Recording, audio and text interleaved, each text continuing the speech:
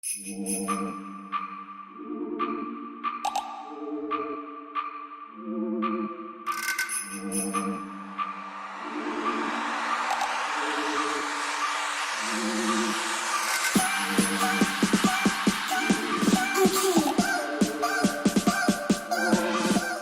va aller vers ce qui se passe en entreprise, le learning en entreprise. Et pour ça, j'accueille Stéphane Giudicelli. Alors, vous avez un titre en anglais. Vous êtes Oui. Programme Manager Orange Campus et HR Business School. C'est ça. Alors, Bonjour à tous. Alors, ça veut dire quoi tout ça?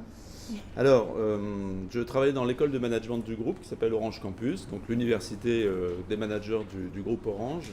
Donc on est une école groupe, donc corporate, et on adresse en fait l'ensemble des managers du groupe, donc presque quasiment les 20 000 managers du groupe Orange. D'accord. Un programme manager, c'est manager des programmes à destination de nos managers et toute la strate managériale, des exécutifs jusqu'aux managers de proximité. D'accord. Et Orange Campus, ça a été créé quand? Alors, Orange Campus est né de la crise sociale dont vous avez entendu parler donc, entre 2010 et 2011. Ça a été créé à l'initiative de notre président Stéphane Richard, donc créé en 2011 et structuré jusqu'à présent. Alors on est en constante évolution, mutation, on essaye de s'adapter au maximum effectivement à la demande du marché, à la demande de nos clients, qu'ils soient collaborateurs ou nos clients, c'est-à-dire vous tous ici, j'espère en tout cas. D'accord. Et du coup, en fait, en créant Orange Campus en 2011, tout de suite, vous avez une grande part digitale dans l'offre que vous avez créée. Est-ce que c'était tourné tout de suite par le digital ou le digital est venu au fur et à mesure? Comment ça s'est passé? Alors, on s'est tourné beaucoup vers le digital, mais certainement beaucoup plus maintenant. On s'adapte évidemment à ce que les startups proposent aussi, et c'est très intéressant ce qu'on entend là. On a beaucoup développé l'offre de formation autour du présentiel, du blended évidemment, hein, donc on s'est lancé immédiatement dans le blended avec du digital, mais surtout présentiel et surtout expérientiel. En fait, ce qu'on veut faire vivre à nos managers, à nos salariés au sens large, mais surtout à nos managers, en tout cas pour ce qui est Orange Campus, c'est de faire vivre, en tout cas ce qu'ils vivent en formation, qu'ils soient capables de le reproduire dans leurs équipes, qu'ils soient capables de le reprendre à leur compte et de l'adapter et de se l'approprier pour faire vivre cette expérience-là, celle qu'ils ont vécue au cours de cette formation, au cours de ce programme, de ce séminaire, voilà, de l'adapter et de faire vivre à leurs collaborateurs. Et du coup, ça se passe comment? C'est des techniques immersives, c'est des challenges, c'est des MOOC, c'est des SPOC, vous prenez quelle forme C'est un peu tout ça. C'est un peu tout ça. C'est très varié. On s'adresse encore une fois à l'ensemble des strates managériales. Et donc on adapte énormément. Il n'y a pas un programme qui se ressemble. On utilise des MOOC, effectivement. On fait de l'expérientiel. Il y a du e-learning. On développe beaucoup le e-learning, évidemment, pour l'ensemble des salariés. Donc c'est vraiment un mélange de tout ça. Un programme classique va durer 2 jours, va durer 2 fois 2 jours, 3 fois 2 jours, donc avec des phases comme ça d'immersion où pendant un mois et demi ils vont pouvoir tester, faire du test and learn en fait, hein. On développe de plus en plus évidemment le test and learn et revenir en formation, débriefer voilà, et donc en tirer les conclusions et adapter effectivement leur cursus, leur expérience. D'accord. Et du coup, en fait, est-ce qu'en tant que salarié manager Orange, on peut décider de prendre une formation tout d'un coup, ou alors c'est quand même une offre qui est guidée, il faut faire partie d'un groupe, ou tout d'un coup je me dis je vais m'inscrire à tel MOOC et je le fais dans mon coin et à la fin j'ai un label, ou c'est quand même encadré par un accompagnement des ressources humaines avec un groupe de travail ou autre? Alors déjà, ce que j'ai pas dit, c'est qu'Orange Campus, là très récemment, fusionne avec la HR Business School chez nous, donc l'école des ressources humaines. Donc ça, c'est un nouveau visage en fait, une nouvelle orientation, parce qu'on part du principe que le manager et le RH sont vraiment un binôme très très fort. Alors le RH c'est le business partner, clairement. Alors ça fait déjà quelques années qu'on réfléchit à ce concept, qu'on essaie de l'installer. Ça ne marche pas véritablement.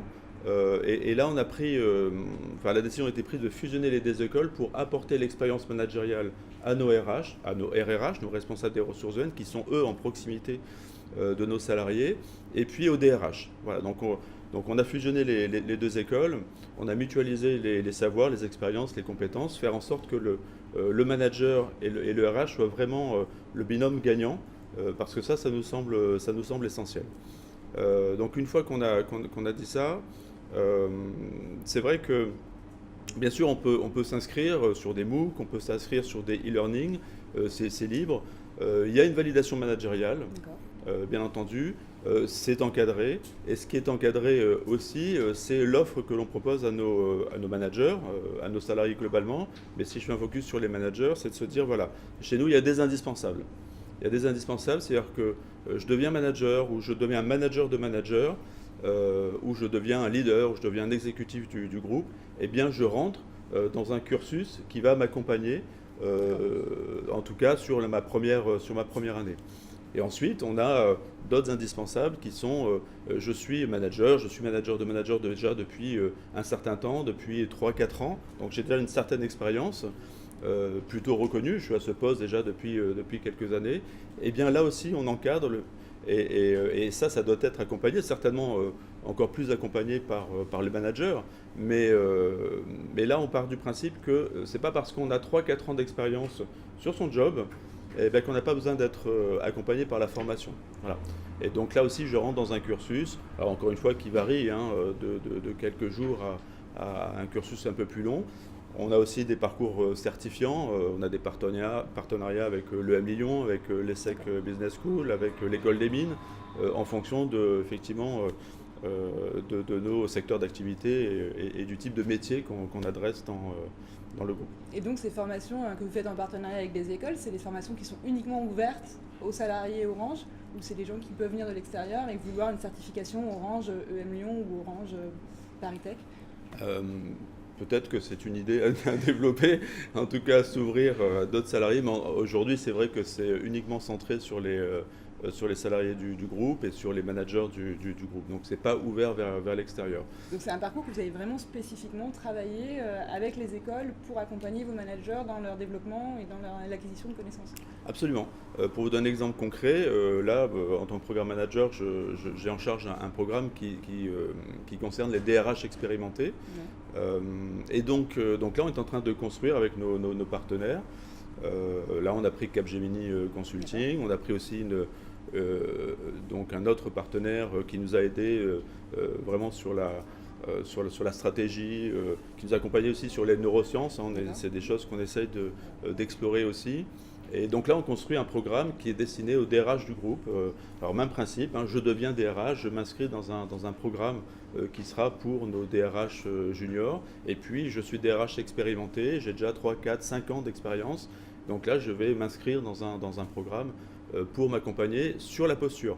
Non pas sur l'expertise, mais on est vraiment sur le geste, on est vraiment sur la posture. Quelle est ma posture de DRH? Comment développer chez le DRH du groupe Orange cette posture de coach, de conseil stratégique dans un comité de direction? Comment j'accompagne et mon patron, qui est le patron de l'organisation, de l'unité, comment j'accompagne effectivement mes autres pairs d'un comité de direction, voilà, comment je me positionne. Et je manage, parce que le DRH est aussi un manager, et ça on l'oublie beaucoup, et je pense que c'est valable pas que pour le groupe Orange, mais c'est vraiment valable pour l'ensemble des DRH. C'est un manager, et là aussi on veut développer chez lui cette posture de manager. Donc on est en train de travailler sur ce programme-là qui verra le jour en 2018. Et du coup, vous avez combien de programmes à peu près sur Orange Campus, vous savez, votre offre de formation?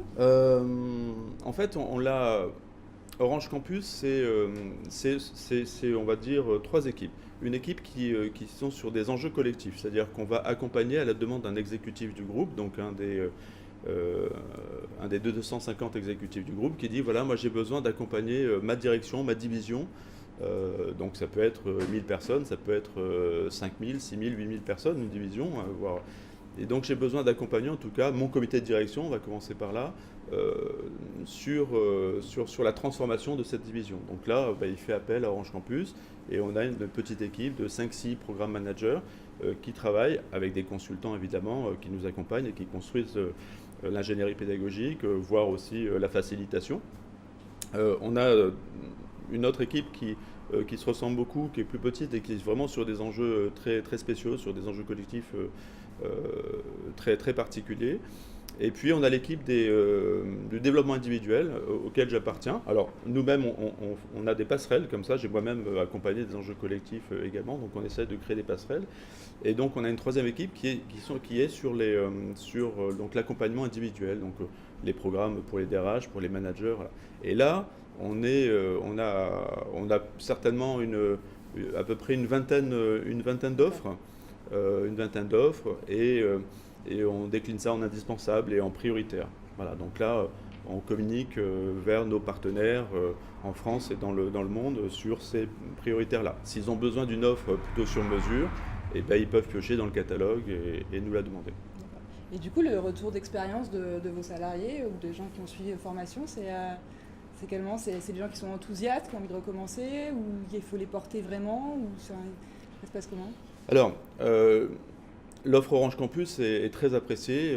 Voilà, peut-être que certains qui sont d'Orange ici connaissent très très bien. La Villa Bonne Nouvelle, en tout cas, ils connaissent bien Orange Campus. Mais donc oui, l'offre est très appréciée évidemment parce qu'elle elle est vraiment innovante. Donc on a plusieurs pôles comme ça. Donc en France, Paris étant comment dire, le lieu central. Vous êtes invité à le visiter évidemment si ça vous intéresse. On serait ravis de vous faire découvrir ce lieu-là. On est basé à Varsovie, en Pologne, à Dakar. On a des hubs donc à l'étranger.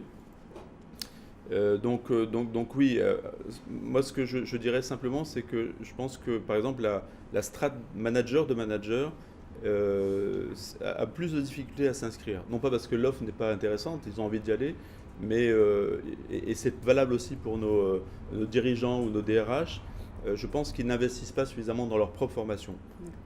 Et ça, on doit certainement travailler aussi différemment et faire comprendre à nos managers, à nos dirigeants que se dégager du temps, c'est important aussi pour eux. Donc c'est certainement l'axe d'amélioration qu'on doit encore avoir en termes de communication, de proposition. Après, l'offre est bien sûr très, très appréciable. Et donc on a vu, c'est quand même des lieux qui sont des lieux physiques. Est-ce que la pédagogie physique a totalement changé aussi? C'est-à-dire qu'on sait qu'aujourd'hui, on module énormément les lieux d'apprentissage. Est-ce que vous avez fait un travail aussi sur ça, sur le mobilier? Comment est-ce qu'on va travailler le mobilier? Comment est-ce qu'on va faire des structures? Comment on regroupe? Comment est-ce que l'offre finalement est repensée, mais d'un point de vue vraiment sur le lieu en fait? Ou est-ce que c'est quelque chose sur vous allez plus tard vers ça? On a développé une salle créative sur Orange Campus où là on fait vivre à nos salariés une expérience. Alors il y a du sensoriel, il y a des écrans gigantesques circulaires. Voilà, ça inspire aussi de la Villa Bonne Nouvelle un petit peu avec des zones. Vraiment, on se sent bien, on se sent chez soi. Voilà, on a développé ça. Après, c'est vrai que nos espaces de formation sont plutôt innovants avec des écrans tactiles, tout est modulable.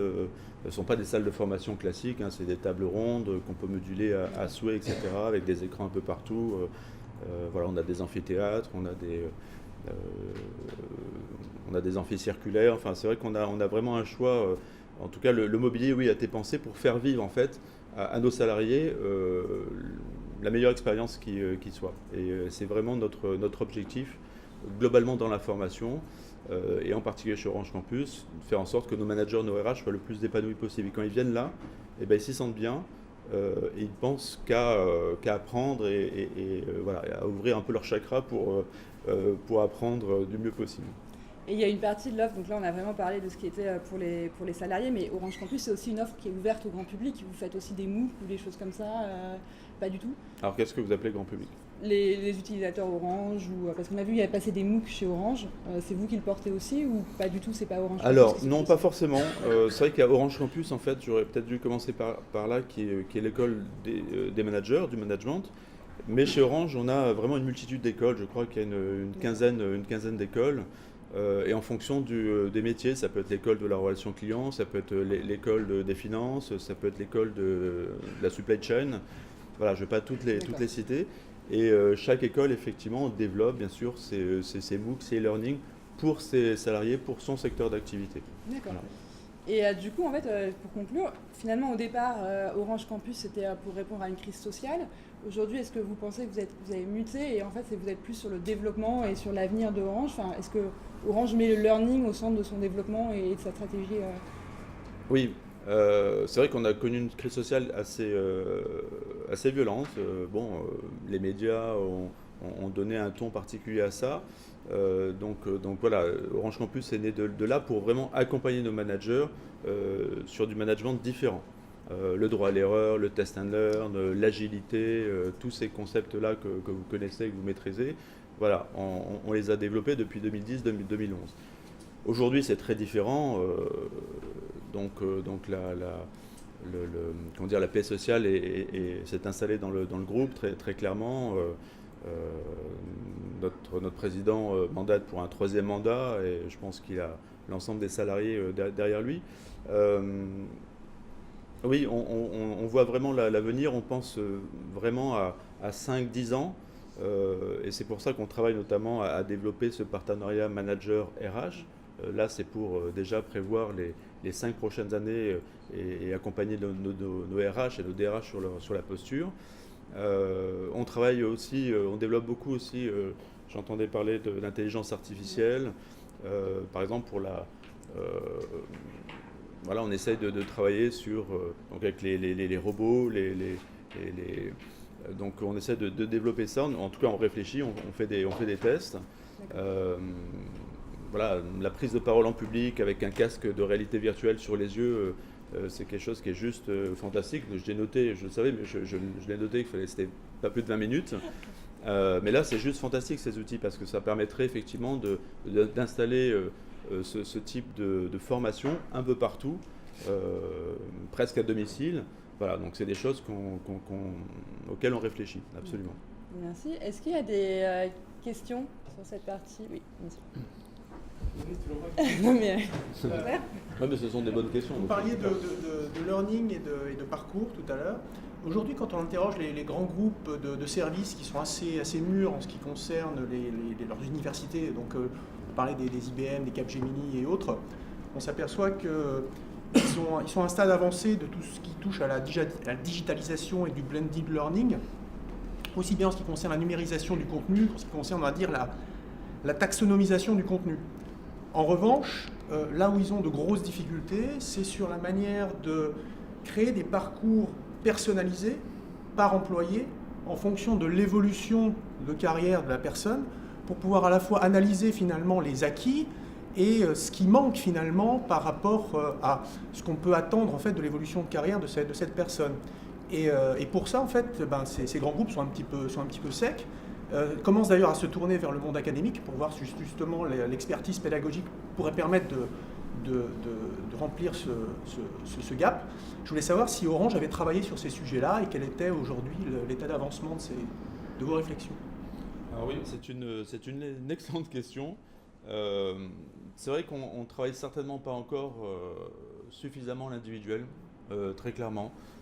C'est certainement une piste encore sur laquelle on doit avancer. Je suis complètement d'accord, on est beaucoup sur le collectif, c'est qu'on essaie en tout cas pour notre formation managériale de réunir les managers. Alors pas forcément sur Paris, ça peut être ailleurs comme je l'ai dit, parce qu'on part du principe que l'intelligence collective, c'est le cœur du réacteur.